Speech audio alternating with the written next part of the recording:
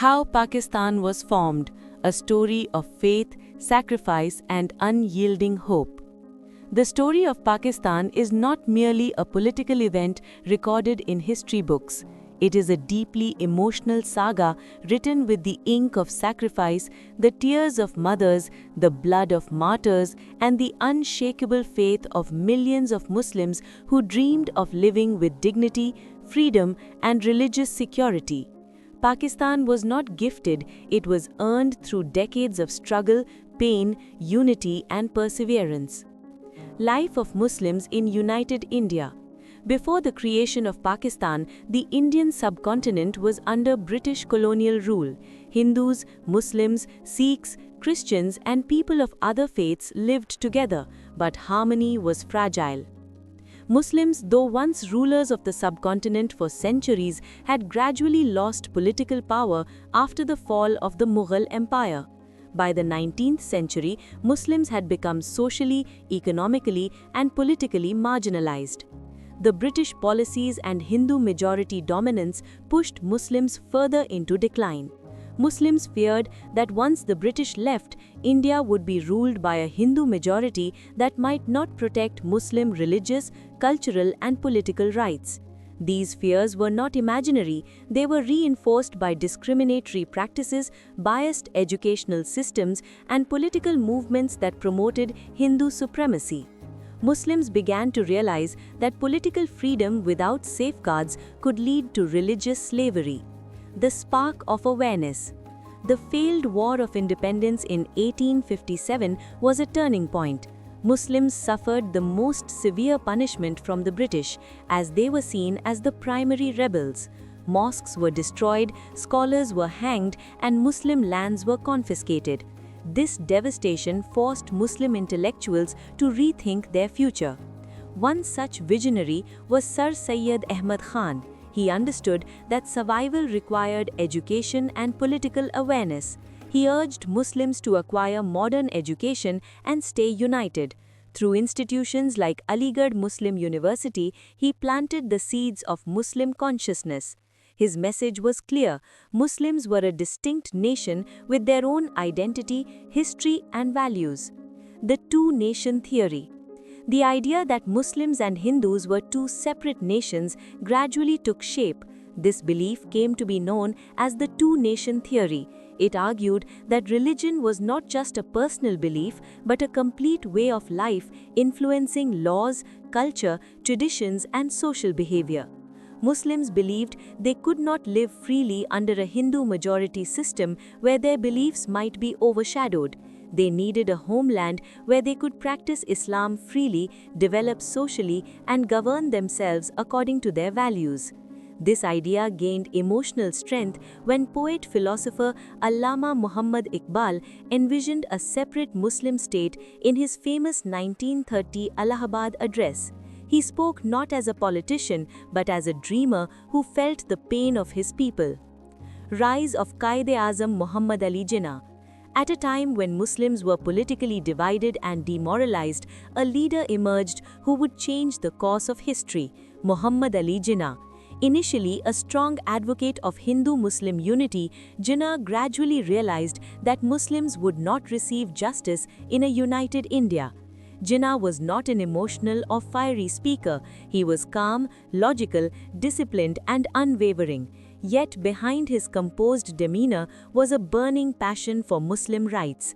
He transformed the All India Muslim League into a powerful political force.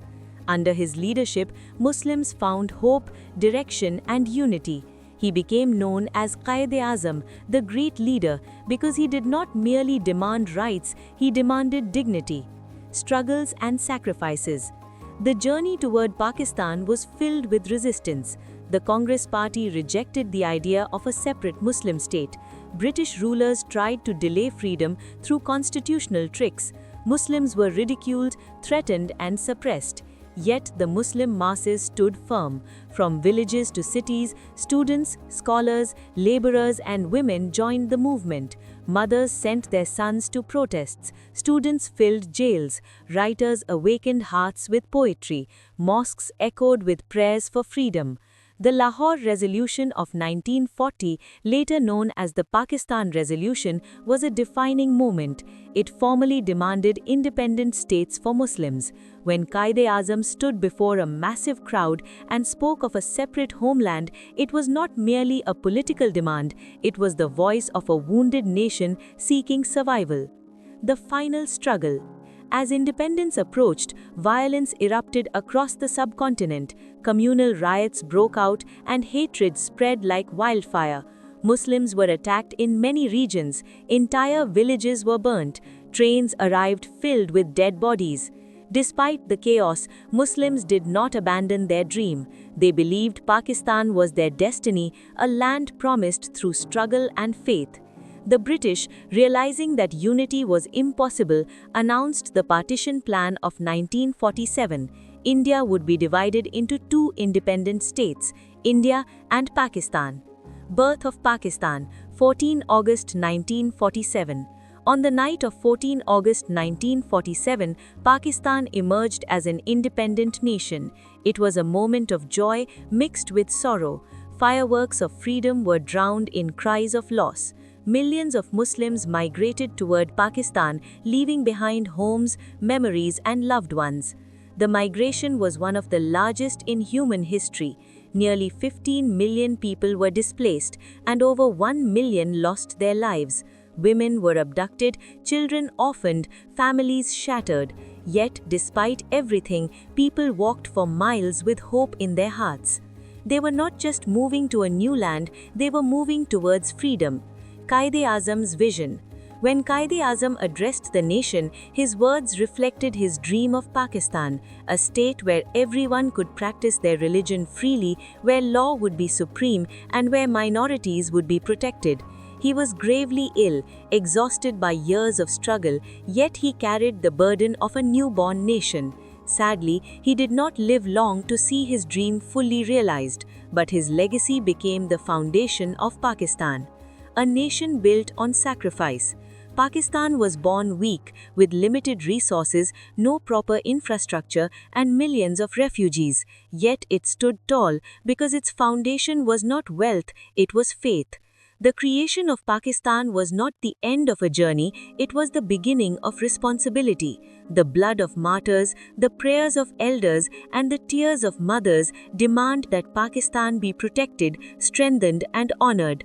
Conclusion: more than a country. Pakistan is not just a piece of land on the map, it is a story of resistance against oppression, a declaration of identity, and a symbol of hope for Muslims who believed they deserved freedom.